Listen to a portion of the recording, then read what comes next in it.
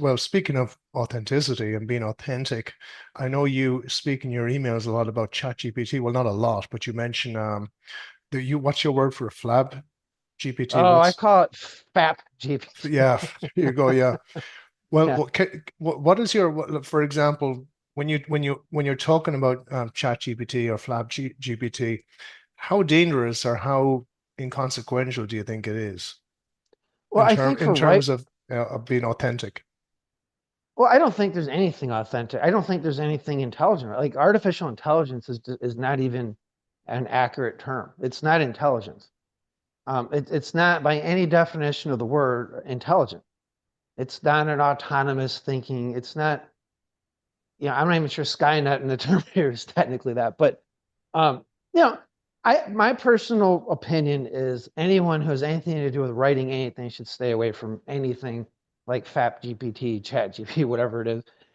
Anything where humanity is required. I'm not a big fan of using any of these so-called AIs.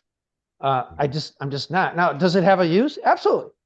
Okay, my calculator has a use. Okay, it saves Mhm. me time and all that, but I'm not going to let it talk to the IRS for me. So, Mhm. that sort of thing. So, people can smell artificially generated text, Yeah. dialogue, all of it. I mean, people keep saying give it 2 years. They were saying that 2 years ago. What they don't understand is humanity has flaws built into it, right? It's kind of like this AI so-called art. And I say so-called because it's not really art.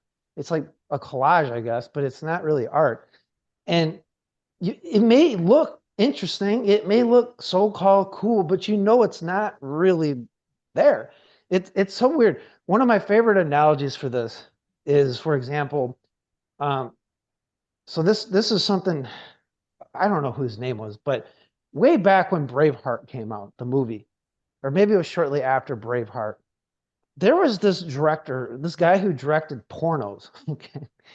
And he said the love scene, the marriage scene, when they're in the woods naked and all that, was real love. He goes, that looked like real love. He goes, what I do is not real as a porno director. He goes, it's not real. It's not love. It's just it was something like that. It's not real. But what Mel Gibson did was able to give it, make something that looked real and, for lack of a better word, authentic. And if you look at, for example, airbrushed models, right, on magazine covers, that's not really them. And you know it. And there's a natural human aversion to things like that. And it comes from the gut, and people can't necessarily verbalize it. I'm not even sure I can verbalize it. But it's something there when something is not actually real with humanity, right? You sense something's off. It doesn't mean it can't fool people. It can and it will, but there's going to be something in you that says there's just something off about this. You can even take this to psychopathic killers like Ted Bundy, right? Now he killed a lot of people in his day, and he would have to feign. He said this. He would pretend he had a broken arm or something so he could be more human, Mhm. more relatable, right? He would do that. Salespeople call it being unokay. Being unokay is actually very human. It's a very human thing, and people are comfortable with humanity. So if you have something that's not created with humanity, you're gonna sense something's off. It may look interesting. Oh wow, look at this cool graphic they created. Fine, but nobody's gonna sit there and stare at it on a wall for 3 hours and then pay $30,000 for it, right? Like real art. Now I know some art, you're like, why would anybody buy it? But then that is a whole other discussion about money laundering and stuff at art galleries, but we won't go into that. But my point is real, genuine humanity when you see it, when you hear it, when you take it in with any of your five senses. You know if it's real or not. And there's nothing real about, in my opinion, FAP GPT. Hi guys, I'm here with Ben Settle, and Ben Settle wrote a novel, a number of novels, one of which I just read there recently, Zombie Cop. So, Ben, I was going to ask you, well, first of all, welcome to the show. It's a great pleasure to speak to you, Ben. How are you? I'm doing good, and I really appreciate you having me on and the interest in my bizarre, twisted stuff. So, all good. It's great, man. High strangeness is just my thing. In the author's note, you mentioned that it was a totally different book at the beginning, and the story, but the story is the same, but it was totally different at the beginning. What do you mean by that? So I originally wrote Zombie Cop, which is the first of my 9-part Enoch Wars series of books. Back in 2013, August of 2013, I started writing it. The idea came to me probably 2 or 3 years earlier, but I finally got off my butt and actually did it. And during that time, I don't know, I think my mind was just in a very dark place. I don't know how else to put it. And I don't mean that in like, oh yeah, look how cool and edgy I am. No, I'm like literally, I think I was kind of a broken person or something because it was really not something I'm proud of, the first version. I mean, it has its fans. Don't get me wrong. There were people that absolutely loved it. I'm not, but it wasn't You very accessible to you most said people. you And wouldn't let your mother read it at the beginning. no, I wouldn't want her. Now, some of my family read it anyway, but she never did. And I said, look, it's just like it came from this weird place that like I don't know how to explain it, but all I'll say is this: it had a lot of people that loved it, but then I just realized it wasn't very accessible to the mainstream, audience, and it's more important for that than to have some kind of weird broken thing that people see. And so what happened was last year, I decided to write a screenplay based on Zombie Cop. And, that forces you to really cut out the fat. Like, you can't, there's no room for any slop in a screenplay. Like, you really have to get it down. And I realized, wow, this screenplay is so much better than the novel. And then I got to talking to some of to the people who have read the book, and they liked it and everything. But then I let them read the screenplay. I said, but they said, Ben, this is actually better. He goes, this is way like I could actually show this to family members and they might read the rest of your books. And so maybe you want to call it a marketing decision. Maybe it's a hybrid marketing decision, maybe and just preference. But I said, you know what? I'm gonna rewrite the novel based on the screenplay. And it took me about a week. It didn't take very long. I did it the last week of 2023, actually, between Christmas and New Year's. Edited it up in January this year and got this version out that you see that I'm much happier with. It's much more accessible. It's just a better story overall. It's tighter and hopefully people enjoy it more. You wrote the screenplay from the original book in a week? No, no, it took me about a month and a half to write the screenplay, Right, okay. but to turn the screenplay into the novel it is now took me about a week. I mean, it's already there. You just have Hmm. to, it's not that. In fact, my next goal for it, hopefully next year, is to turn that screenplay into a graphic novel script and actually have a graphic novel created out of it. It reads great. Like the imagery is fantastic. It's very clean. It's very fast. When you're reading it, it imprints the imagery on you very, very effectively. Was that your intention?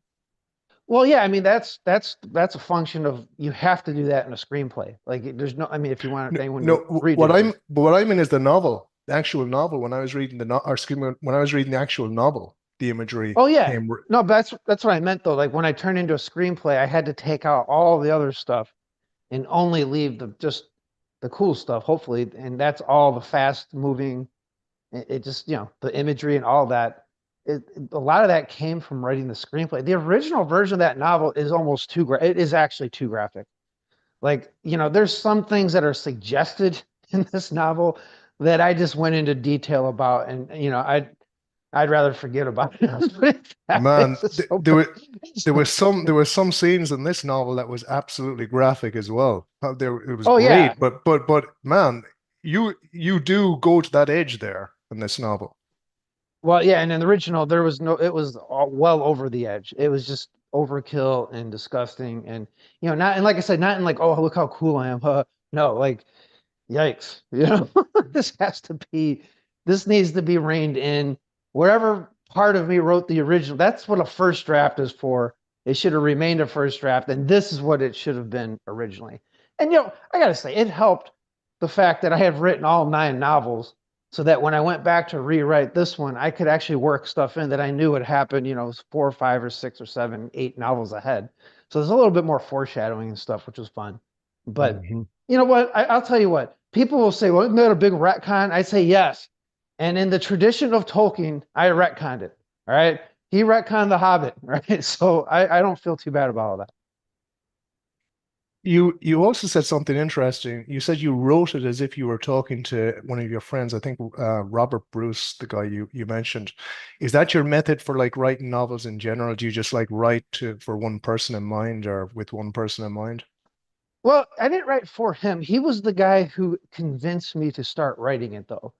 He's a very good writer. He used to be an editor for Copy Blogger for people who are familiar with that site. And I just got to talk to him. He goes, Ben, I'm like, I don't know, Robert. I've never written a novel before. Like, I don't know. He goes, don't worry about it. Just get it out there. And this was 2013. And so that was where he came in. If I had to like say who the audience was for, the audience is written to me and my very good friend, longtime friend. He's the guy who publishes these books for me, Greg Perry. So like him and I always back and forth about movies and stuff. Like this book, this whole series is really written to him and me. It's like this is the books we wish we had growing up and everything. And so that's if there is an audience who it was written for, it's that. Hmm. At what point, like, there's a lot of interesting characters in the novel, Azrael, Pastor Shane, Roger. So, at what point did you feel when you were writing the novel, like, for example, did they start coming to life, that you felt that they were like taking on their own personality, I guess? It's such a weird thing to think about that because I thought I didn't think I was writing very interesting characters at all for the first 7 books. And then when I got to the 8th book, it's like I hit my stride. And by the time I got to the 9th book, it's like I've been doing this my whole life. Like anyone who makes it through all 9 books will see that it didn't start that way. They all start kind of as stock characters, and then suddenly bits and pieces of your own experiences in life start working their way in. It's kind of interesting because when some family members read Zombie Cop, they're like, they thought like characters in there were people in my life. Was this your brother? It's like, look, it's not autobiographical. I mean, I would tell them the only parts that are biography are the parts where the zombies eat people. Okay, that's the only parts. That shuts them up right away. But I don't know, man. I just start writing these things that's in my head. I've got the idea for another series of books already. I'm carving some time out in about 5 or 6 weeks to write the first draft. Mhm. Once you start doing this, it's kind of hard to stop. Like every time I finish a book, it's like, man, I want to get to the next one. I think you said that the last one was the ninth book in the whole series, the Enoch series. That's definitely the last book in that series. Yeah, originally the 7th was the last one, and then I had an idea for kind of an anthology thing, like all these little plot holes I never really filled in, but I kind of knew happened. And I said, well, what if I just make it a series of 14 linked short stories, but they're all linked together. And I did that in 2019, and I thought I was done. And then a couple years later, I don't know, I just felt like it really still wasn't done. And I was watching that show Dexter New Blood, which was the sort of revival of the show Dexter. And I was so infatuated with that show. I'm like, wow, they really did a good job with this until it got to the end. And I thought this is the worst ending of like this just ruined the entire show. And I'm like, I want to make sure my series has a proper ending because I left it very open originally. And there were a lot of ideas I wanted to work in. There was a lot of things that I thought might happen, and actually it turned out way better than I thought it would. But that's and I just had to do it, and so I did it. But this is definitely the end. Like this is the end of this story. I mean, it's a definite ending. So In Zombie Cop, there's a great ending. You really see, I'm not going to give it away, of course, but you really see the transformation of the character, Azrael. And yeah, it was a good ending. I thought it was a very good ending. I liked the review as well from Rachel. She said she said that never let never let an insanity, I think she said, never let an insanity inducing quarantine go to waste. I think you inspired her to write her own novel, if I'm correct. yeah, I remember that. So that was a really nice note she sent me. And yeah, she said during the lockdowns, I guess she just started reading them and got into them. And that's the thing with these books. I don't know who like, there's no one genre for these books, right? And I even have this as an introduction in the last book, the 9th book called Serpent Seed. I'm like, this is not traditional horror. And some people might say it's kind of like Christian horror, but it's really not because it's too Christian for the gore hounds and it's too gory for the Christians. So I don't really know where it fits, but so it's hard to like market it to one person. So I just sell it to my own email list. And now I give the first novel away because my whole thought is if they like that first one that is now accessible, right? Before it was not accessible to most people. You had to have a certain um, darkness, I think, about you to enjoy the. I don't know what to say about people who like the first version, but now it's very accessible, and now it's kind of like, well, if you like that one, maybe you'll want to check the other books out. So because people tell me once they start, those who get into it, they can't put them down. Right now, Hmm. some people just turned off right away, and that's fine. But those who are not, they tend to plow through all of them. Hmm. You know that I think it was in, I'm trying to look for it here. I had it written down. I think it was where you went into the whole biblical background, where you had Pastor Shane, I think, explaining to Azrael about where he came from. I had it written down the chapter that you did that in, and I thought that was quite good. Um, was that was that chapter? God, was that chapter 11? I think it was, where you went into where you were going into like the time of the Nephilim and that period in I think it was the book of Enoch. Are you saying that it wasn't biblically influenced, or you didn't really have that in mind? You had something else, or did you just solely tie that kind of background in that foundation? Well, when I first started writing it, I didn't have any of that figured out. I just knew I wanted to write about a cop who becomes a zombie and pulls people over and eats them. Like that was the thought. It wasn't ever supposed to be this like 9 series thing. But when I started writing it, I realized, wow, I could do my own take on all the famous monsters and have fun with this because that's the fun part of it. And so about I don't know, I don't know, it was like less than halfway through. Um, my mind kind of joined what I was doing together with something from a couple appendices in the Companion Bible, which is edited by E.W. Bollinger many, many, many years ago. And the appendixes are just, I mean, to me, it's like just being a kid in a candy store reading about this stuff. And he has two appendices just about the Nephilim, the giants of the old Genesis chapter 6 and all that, and how they kind of pop up throughout the Old Testament in various ways. And how a lot of the wars Israel had was getting rid of them. You see a lot of disturbing stuff in the Old Testament, like God telling Israel to wipe out every man, woman, and child. And you're like, whoa, what To is this? It's dash just like, their brains against the rocks. yeah, this is like, what is this genocidal? But when you look at it and you look at the tribes that those geographical areas were tied to, and even to this day, these were all the hot spots are, which is very interesting to me. You The realize wars. they were absolutely intermixing with these hybrid giants, right? Like that's I mean, if you read the text, it's all there. There's a guy named Michael Heiser. He died Yeah, earlier, I know Michael like Heiser. Yeah. yeah, he did a phenomenal work on this, and I mean, I mean, I got very influenced by him on this, and but it was the Bollinger stuff that he talked about this a little bit. He implied that they were monstrous, and I thought, what if I made my monsters just the offspring of these things that got away, that escaped all this and went into hiding, and that's kind of where it all kind of went from there. Hmm. Michael Heiser, I think he goes into like the divine council and all Yeah, that. Hmm. yeah, I pay homage to that in the books a lot. I mean, he was a huge influence. So Michael Heiser was a big influence. Um, E.W. Bollinger was a big influence. The late Pastor Arnold Murray was a big influence. A lot of people either love or hate that guy, but there's a lot of stuff that these guys taught, and a lot of these guys probably wouldn't even agree with each other, which is interesting. But that work, it just it influenced me, and I think it made for a lot better story. Yeah, I liked that interview you did with the guy who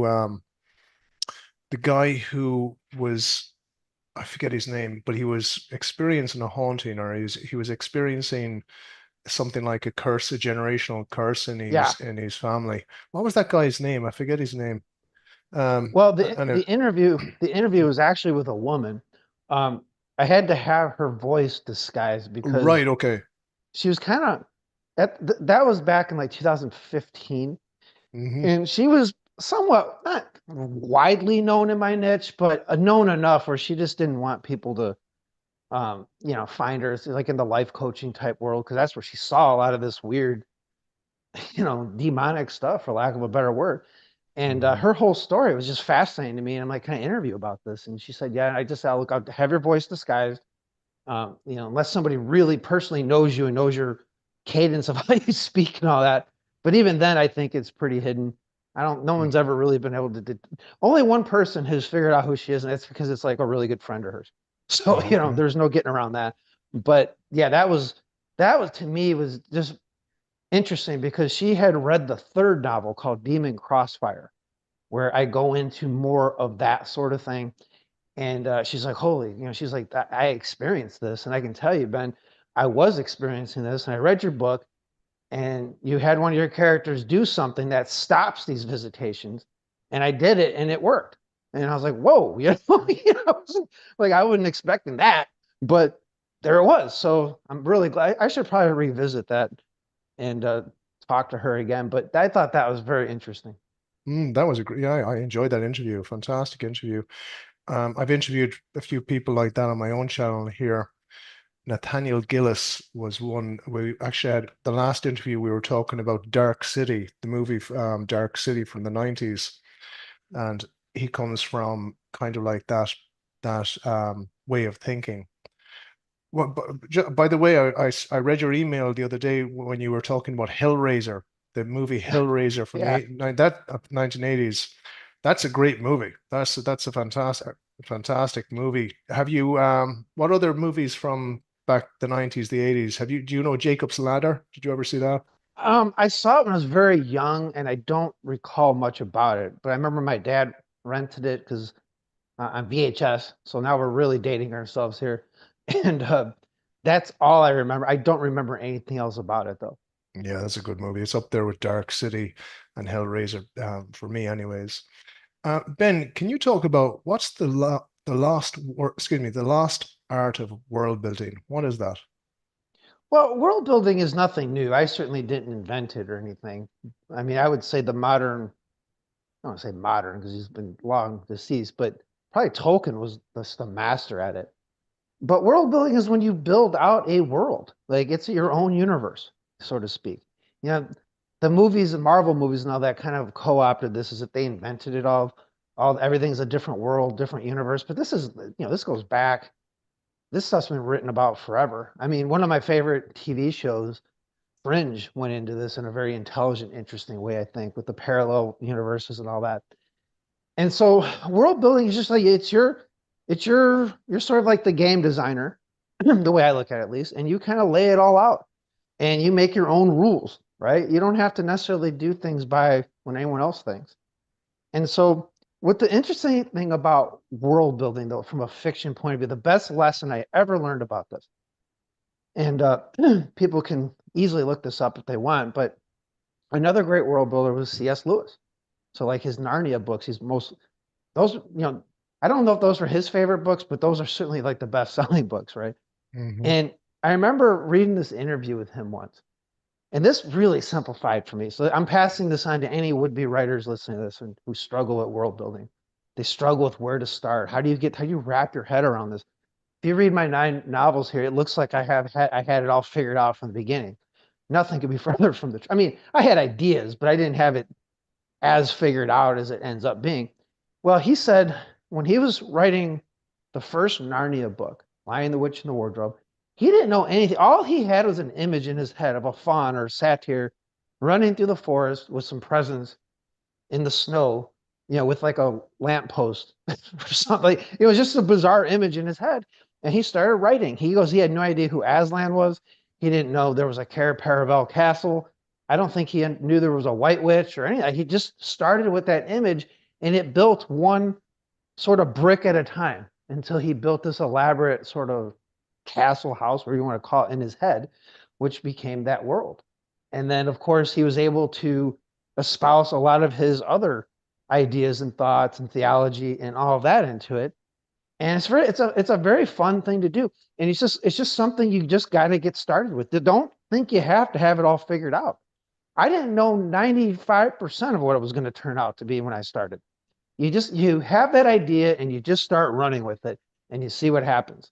And you know what? Maybe it turns out to be a bad idea and you're like, well, okay, then do something else. But you'll learn something from that first experience that you can now apply to the next experience, whether it's world building or anything else. That's been my experience. Hmm. Could you explain what you mean by non-fiction day and fiction day? You compare it to working out and resting. You make that analogy. Yeah, I see. This is kind of like an analogy from, I don't know how real this is for anyone else, but I write a lot of nonfiction, right? I write, you're on my email list, so I'm writing emails every day. I've lost count of how many business books, marketing related books I've written. I mean, I have so many books, I actually can't even remember them all. I mean, it's that much. It's well over, 10,000 pages, of just published words. It's all nonfiction. So I write a lot of nonfiction and then I write fiction. And I got to say, it's two different types of writing. Fiction is much harder. It's much more taxing, at least to me. It's not something I can just sit down and do every day. I have to kind of think about it. I have to plot it out in my mind a little bit. I literally carve out 6 to 8 weeks a year just to write fiction. And I work real hard on my other stuff so I can clear out my schedule and only work on fiction because that's just the way I work. And to me, fiction is like upper body workout. I do a lot of working out and everything. And, to me, doing the legs is like the hard part. I mean, it will absolutely, if you do legs right, I mean, you won't be able to walk barely up and down stairs. Like it's just very, very taxing. It's taxing on your nervous system. It's taxing on your legs, your body. It even strengthens and grows your upper body. It's very, very powerful exercising. You can't do it as often as your upper body, really. And so I look at fiction sort of as like doing legs days, like the gym bros like to call it. And when you write fiction, I defy anyone to do this and not find this to be true for them. If you write fiction, it actually makes your nonfiction better. And if you write a lot of nonfiction, it tends to make your fiction better. However, it is two different things altogether. Fiction is a very different animal than nonfiction, but do both of them, and I think it'll strengthen each. I have one of the things I've been studying for the last 10 years is kung fu, Wing Chun kung fu, and my Sifu is a master at I think three different types of fighting. So there's Sansu Kung Fu, Wing Chun Kung Fu, and I believe also at karate or something else. And he also knows a few other things like Brazilian Jiu-Jitsu and all that. And I asked him, like, how do you remember what you're doing? Like, do you have to consciously not do one when you're trying to teach this other? He goes, well, it's like math and geometry. He goes, you know all this stuff, but they're in their separate little compartments. They're really not the same. They're all very different. And he used that analogy of like one's algebra, one's geometry. You're probably not going to get those mixed up, but the stuff that you use in geometry might help with your algebra, and what you learn about algebra could help with your geometry. So I think of it in these terms with nonfiction and fiction as well. Hmm. When you're talking about, for example, when I was reading the book, I thought the dialogue was very sharp. It was very it was each dialogue made sense in this book. Now, I know you like Tarantino, and sometimes when I'm watching a Tarantino movie, the dialogue is real, right? And it tends to like drift off into whatever the conversation, it doesn't really, it's not as rigid, right? The dialogue kind of like flows in a more natural way. Now, when I was reading Zombie Cop, the dialogue was very, very good, but it was more how can I say this? It was more tight. It was a tighter. To me, anyways, it felt more tight. Don't get me wrong, it was fantastic. The dialogue, it was funny, very funny dialogue. But who else do you think gets it right in terms of dialogue? And would you think that your own dialogue in Zombie Cop was like Tarantino's style of dialogue?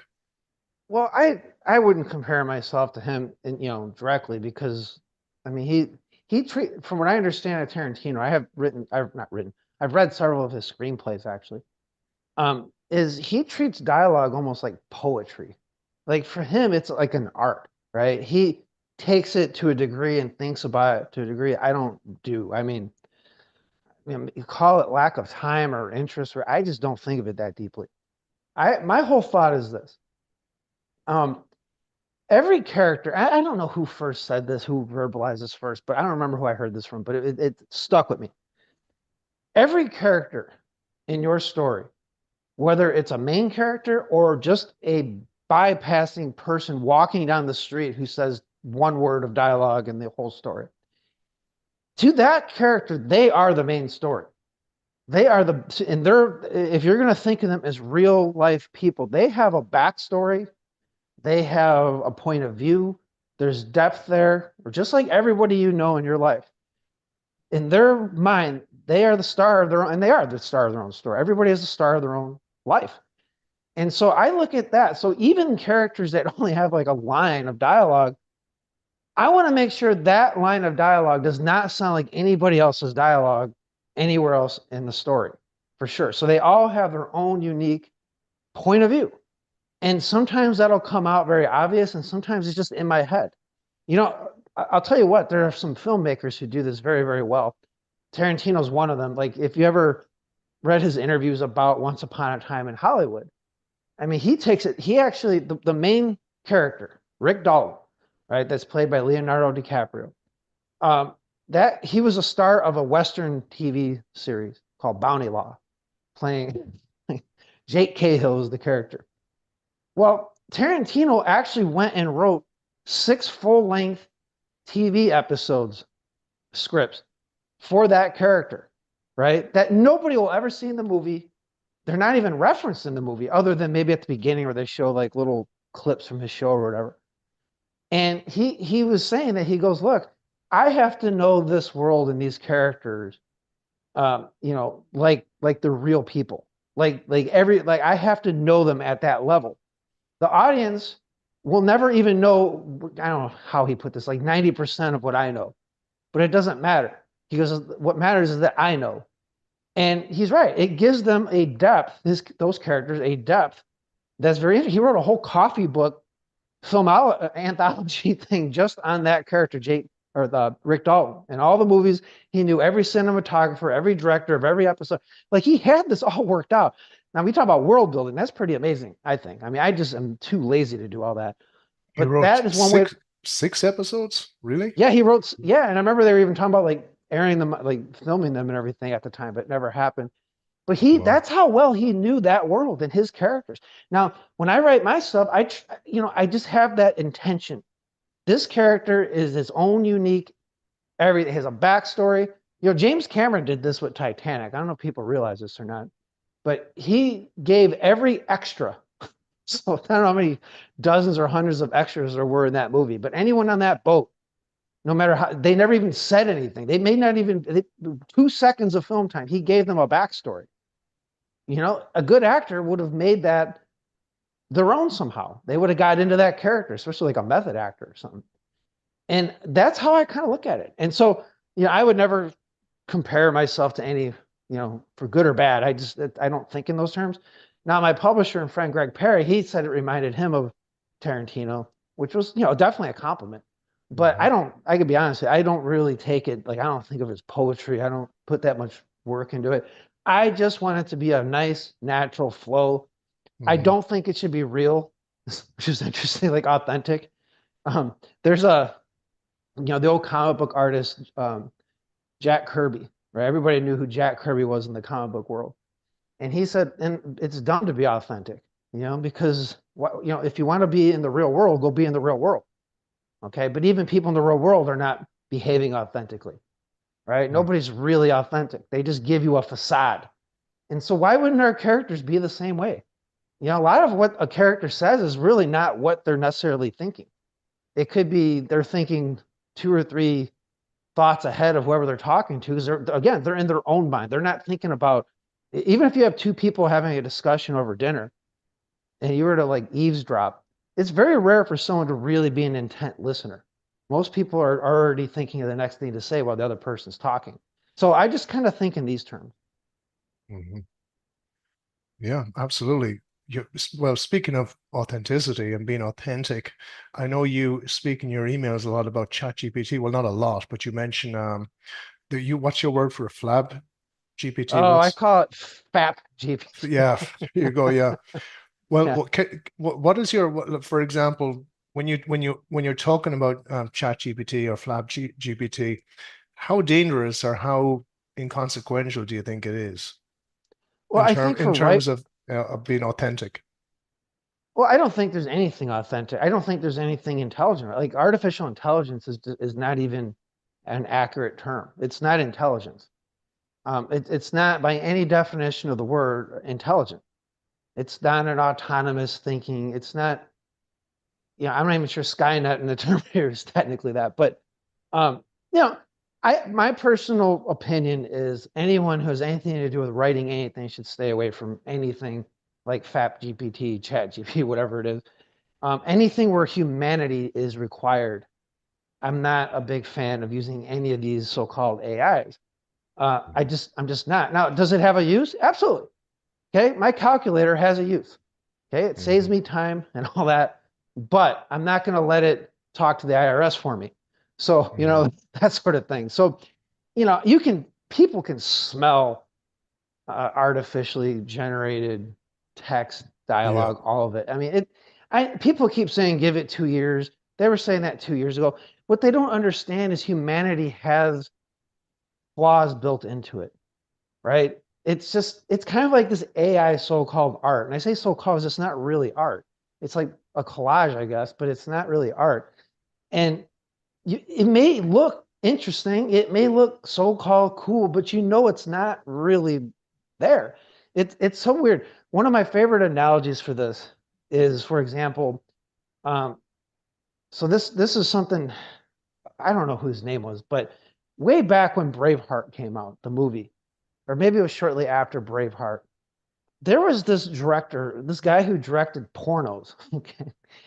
And he said the love scene, the marriage scene, when they're in the woods naked and all that, was real love. He goes, that looked like real love. He goes, what I do is not real as a porno director. He goes, it's not real. It's not love. It's just it was something like that. It's not real.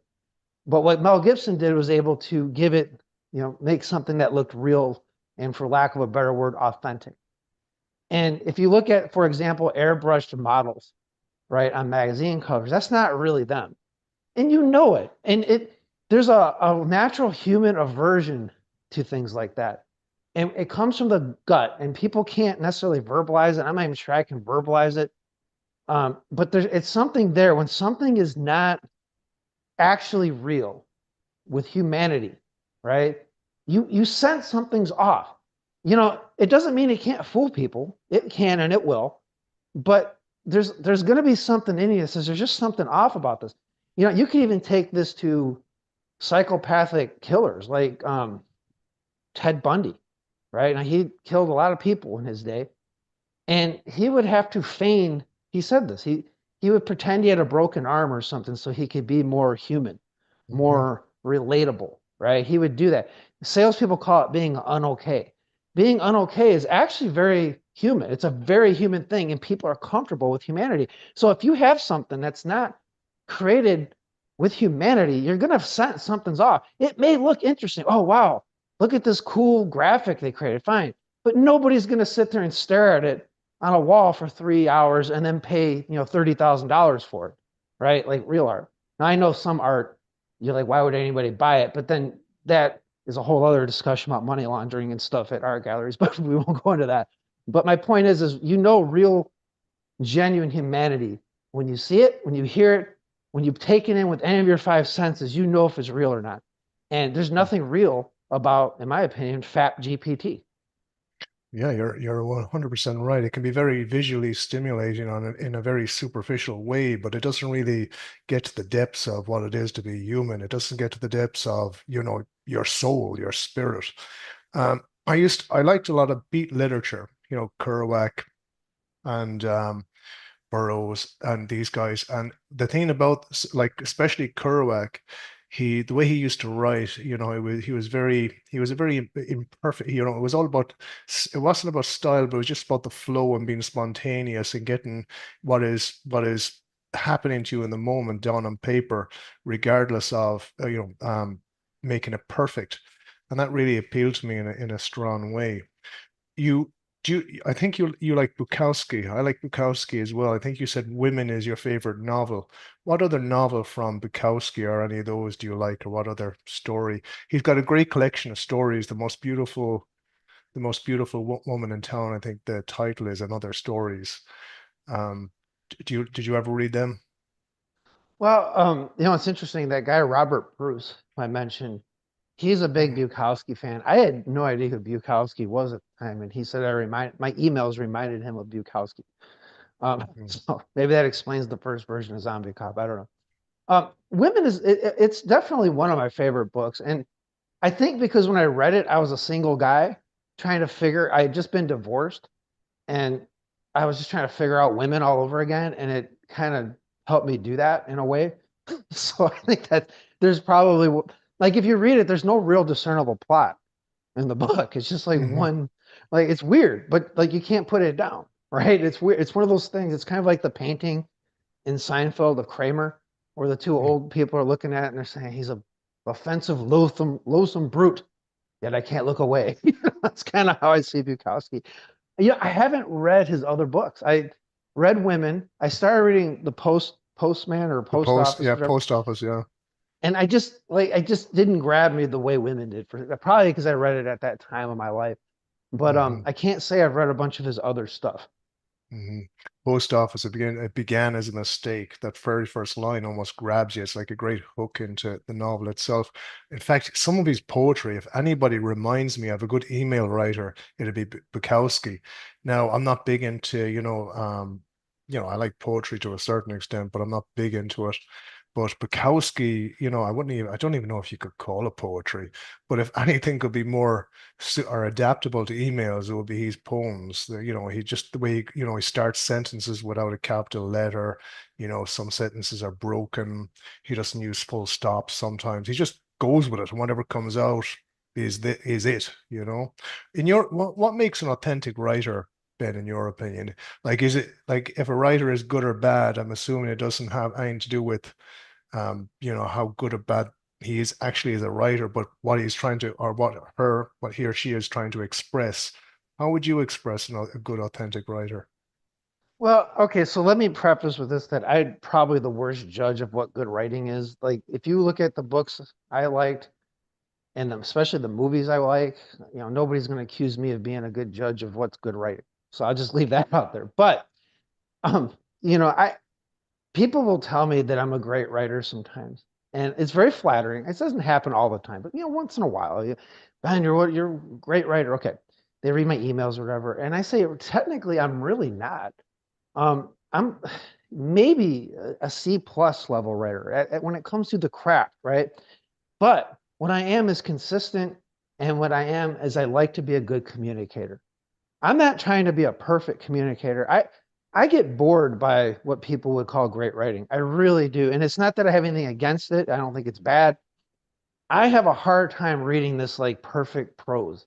Hmm That's probably, I don't know. I'm into communication. Maybe because I'm a marketer and a copywriter. That's my thought is like, how can I get to from point A to point B with this thought with as little words and as little, as little obstacles as possible, right? But if you look at like great writing from great novels, it's usually the opposite. If you and there's by the way, this is not something I figured out. The late copywriter Gene Schwartz used to talk about this. He's like, look, copy is not the same as novel fiction writing. Because if you want to write great fiction, go ahead, but don't work that into your sales copy. Now, for better or worse, I'll be very honest here. For better or worse, okay, my novels read a lot like sales copy.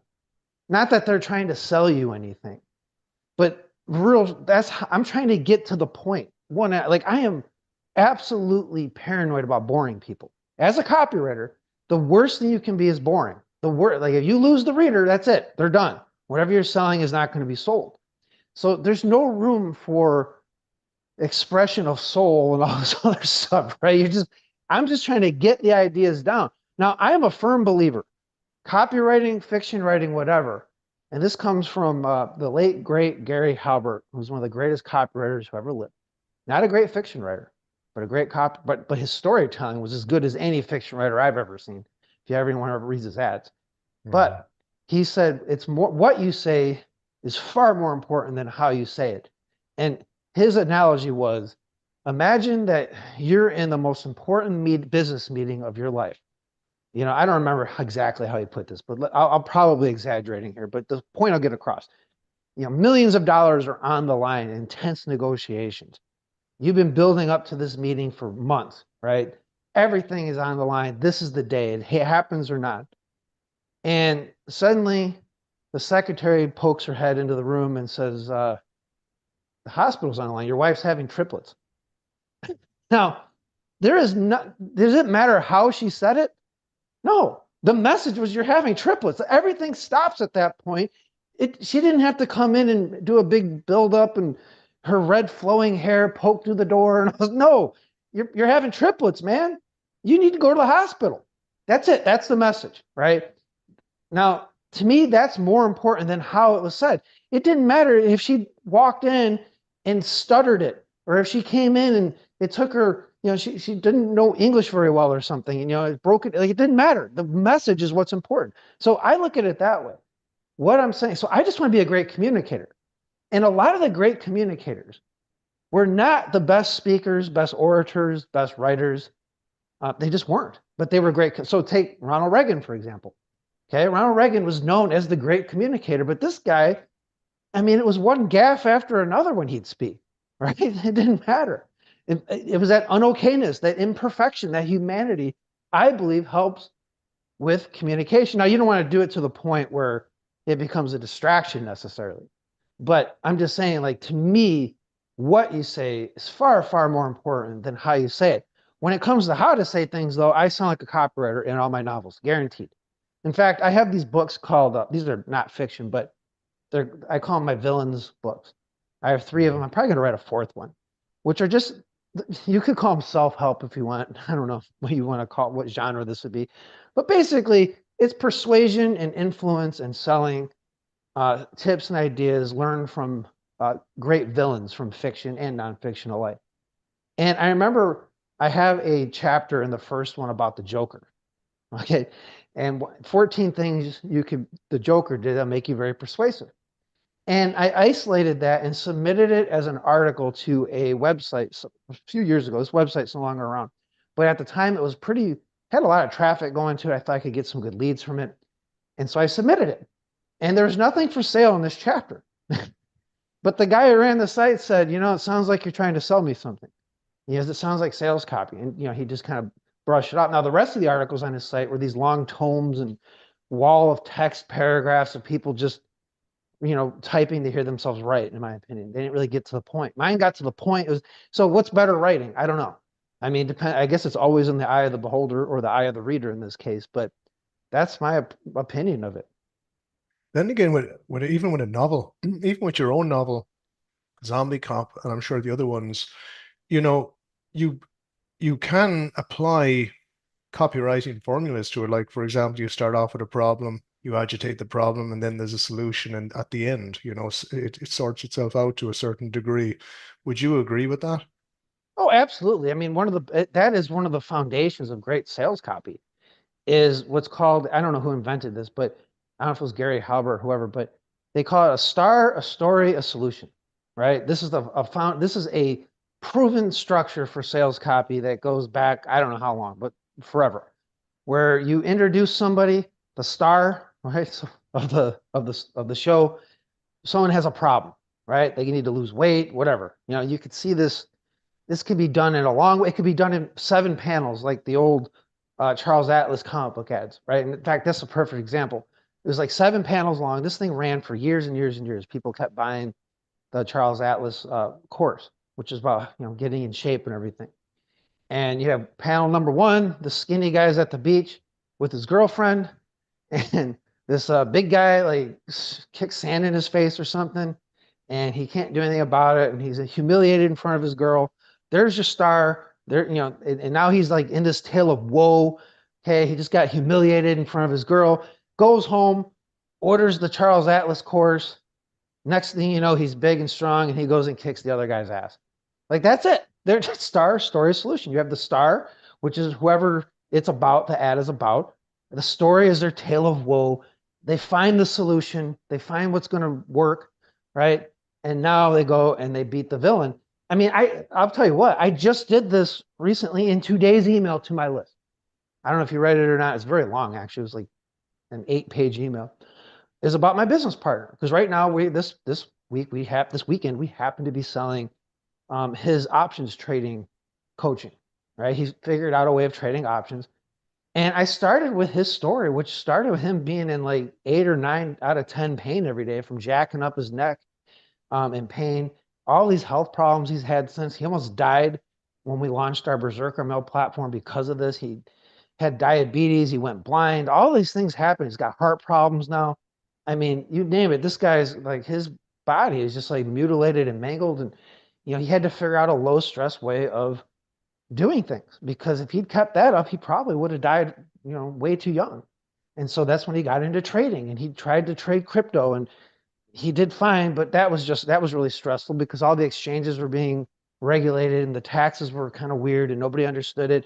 And you had to be on 24/7. You can't really rest. He'd be on vacation with his family, and then suddenly something would happen with the crypto, and he'd have to like stop and do it was really stressful.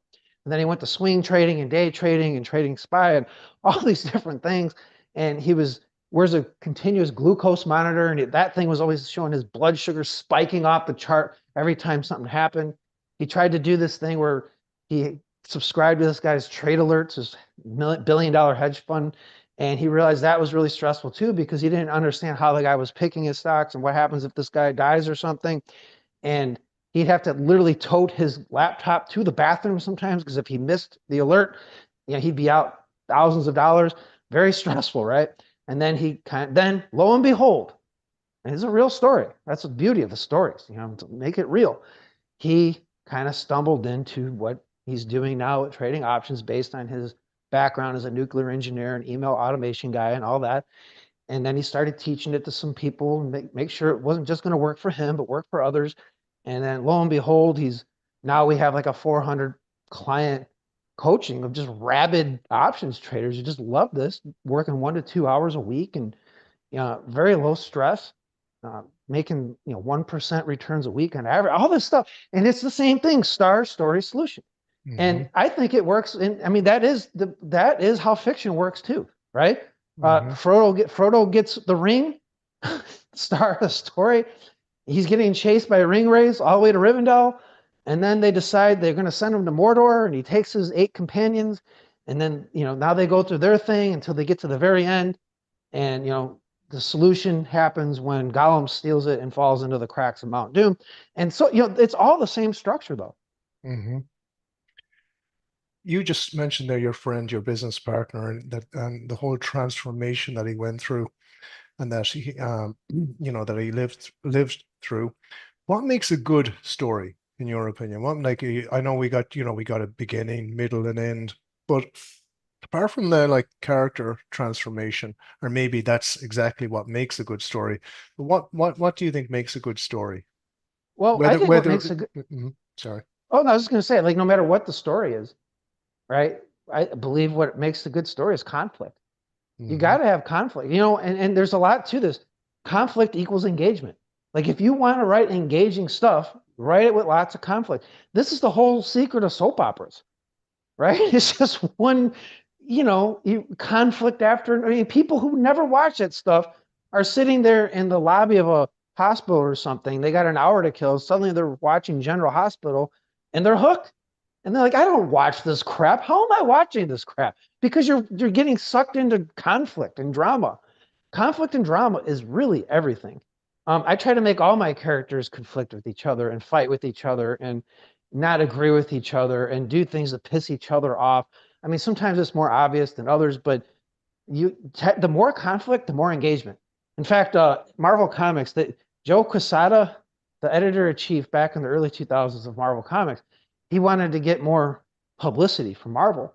So he would sit there and they would start stuff, little battles with DC Comics, and he goes, conflict equals engagement.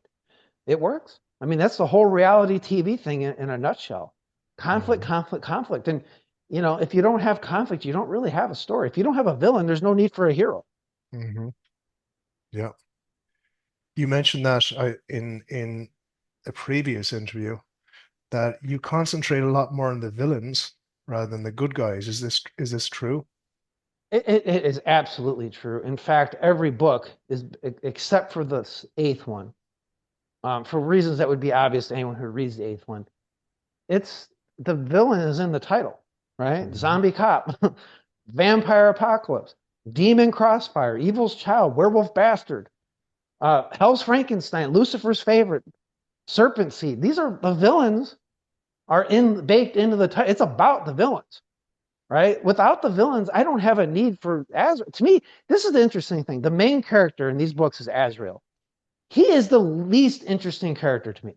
He really is. Like I'm trying to make him interesting, but I realize that the villains define the hero. The hero does not define the villains. The villains define the hero, in my opinion, at least. I'm not saying Hmm. it's never going to be the other way, but if you don't, there were okay. So when I was a young lad, okay, I think I was like in eighth, sixth grade or seventh grade. I think it was sixth grade. My grandparents at the time, so this is like 1986, right, or 87 or something. They had the Disney Channel, which was a big deal back then, by the way, to have the Disney Channel. Okay, that you didn't like that was a big deal. And so I didn't have the Disney Channel at home, but when I visited my grandparents, they had it. And I'd go up there and watch the Disney Channel the whole time. And I remember this show called The Wonderful World of Disney. And they had an episode about villains. It was just about the villains. It was hosted by the character, the man in the mirror character is kind of a creepy guy who hangs out in the mirror and tells, whatever. And I'll never forget, he said, um, he goes, without a villain, what do you got? Boredom. Without, and it was all about villain. And when you really look at the old school Disney, I don't know what they're doing these days, but back in the day when Walt was running the show, those villains were, I mean, they were packaged for children, but they were pretty evil, horrifying characters. And does anybody really remember the prince or anything? No. Do you remember the villains? Right? I mean, I'm not saying the other characters don't matter or anything, but at the end of the day, you walk away with the villain is one in your head. So my thought is the more nasty, mean, evil, powerful you can make the villain, the more impossible that villain is to take down. The more your character has to struggle and fight and figure things out how to beat this villain, the better. That's conflict. If it was Hmm. easy, there'd just be no story. There's no Hmm. reason to even read it. So that's my thought. Yeah, absolutely. I love that. I love that title, Werewolf Bastard. Such a great title. Well, they have these books, most of them have double meanings too. So, like, in Werewolf Bastard is actually referring to two different characters. Zombie Cop, I would argue, is actually referring to two characters because I don't want to give plot away, but I'm just saying Azrael has an ability of dealing with him that kind of makes him, you know, I just leave it at that. And they all kind of have double meanings, and that's very intentional. Mhm. So another question I wanted to ask you is about Clockwork Orange. How instrumental was Clockwork Orange in the structure of this book, It Zombie was Cop? very. I've always been fascinated with Clockwork Orange. Um, I remember I didn't even know what it was until I don't know, I was in community college or something. I took this class where we read the books and then watched the movie. And one of the books that we read and then watched the movie was A Clockwork Orange. And first we watched the movie, actually. And I was just like, wow, this movie is disturbing, violent, creepy, crazy, scary in its own way, horrifying. And I just couldn't stop watching it, man. I was like, this is so interesting to me, this movie. And then I read the book, and the book has a different ending. It actually has a seventh chapter to it. Yeah. Hmm. And the version Stanley Kubrick right only had the sixth chapter, and that's why it ends the way it does. I actually think the movie has a better, more realistic ending, but whatever it is, it doesn't really matter. But I like the structure of seven parts of seven chapters. I don't remember if it did seven parts, but I know it had seven chapters. And it's not that like, oh, there's some magical numerological reason for this. It just forces my brain to fit the story in and not go off on tangents and stuff, right? Like it's just a really good way. Like it was a way I structured all the books except the ninth book. All the first 8 books are 14 chapters. Each chapter has like 7 parts to it, and that forces my brain to get it all in without. Maybe it's the copywriter in me. I don't know, but I don't want to spend a lot of time going on tangents and side trips and all that. And it kept me focused, so that's why I did it. And then in the ninth book, I expanded it to 9. I think it was 19 chapters. I can't remember, but what it was. But maybe it's 19 chapters or 21 chapters, 18 chapters, whatever, with 9 parts each. And but it keeps me focused. That's the only reason I did it. It just keeps me focused and on track. Yeah, it's really well planned out, well structured. Last question I'm going to ask you, Ben. What writer do you think would have made a good email writer? What writer that you have maybe some author in the past that you like, or even even a contemporary author? Who do you think would make a would make a good email writer, and who doesn't write emails? It's like an email copywriter, like what I do every day. Mm-hmm. Yeah. Um, I think I think Stephen King would make a good one because he's just I don't personally like the guy, and the older I get, the less I like him. But some of those older stories I think are great. In fact, I was just back and forth thinking about Salem's Lot. I think I must have read that book 4 or 5 times. It huge influence on me. And he does have a way of writing, especially his nonfiction, that's very engaging that I think would make great as he'd make a great email writer. In fact, his book on writing, I mean, if you took biographical parts, each one could be its own daily email. Every part of that, I don't know if it's like 50 parts. I forgot how many chapters it is, but he does like parts, right? It's not like chapters. But I'd say any one of those would have made a great solo email to sell something if he wanted. Hmm. He's got that other book as well that's hard to get. Bare Bones, is it? Something like it's I called. have that one. I have that. It's a bunch of interviews with him, and I also learned a lot from that. That's the thing, there's a lot to learn from even people you don't like and writers you don't like. In Hmm. fact, I think it's important to study at times, not all the time, but there are times to study people that you don't line up with ideologically or politically or religiously. Um, the reason why is because you can look at what they're doing objectively. Hmm. Like if you're a fan of somebody, everything they do is going to seem like they're genius, right? It doesn't matter what it is. Oh yeah, I mean you see it all the time, right? Does it Hmm. like we're having a big election coming up here in the States, right? Between Hmm. Kamala and Trump, and someone who's a fan of Kamala, she can do no wrong. Like she totally bungled the TV interview recently, but her Right. side thinks that she was like playing 5D chess. Trump's the Hmm. same way. People still think he's playing Did you 4D did you chess from last time. did you listen to the speech that Trump gave at the dinner party when Yeah, he was yeah, yeah. He's like he is a funny guy. yeah, well, that's the thing. He's a natural entertainer, right? At Hmm. the end of the day, he is an entertainer and a negotiator, and that's good for campaigning. But that's my Hmm. whole point, though. Like, there's a president, Franklin Delano Roosevelt, FDR. I Hmm. don't like him worth a damn. Okay, I think he was just a terrible human, and I want nothing to do with him. But I can tell you, I've learned a very very interesting stuff about dealing with trolls by studying him. Trolls and reply guys and bad reviews. Um, Hmm. that I could look at objectively because I didn't like this guy, but I had to say, well, this is how he shut up his critics. This is very interesting, right? So Hmm. if you can find people you disagree with and look at their stuff objectively, you can learn a lot from them. Writing, whatever, communication, whatever it is. I don't know if this has to do with fiction very much, but like I said, I like the old Stephen King stuff. I don't really like Stephen King, but I can look at it objectively and say, that story or that story sure sucked me in. I was just Hmm. watching. In fact, just last week or a week or two ago, we were watching. This is the second time I saw it. The movie Doctor Sleep, which is like Hmm. a sequel to The Shining. I'm like, wow, this is really well done.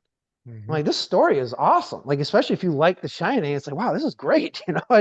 wow, I don't like Stephen King with a damn, but sure, he sure did a good job on that, and it almost makes you enjoy it more in a weird way because you don't like the person, you don't like the author, but you can appreciate the craft. And I think there's a lot to be said for that.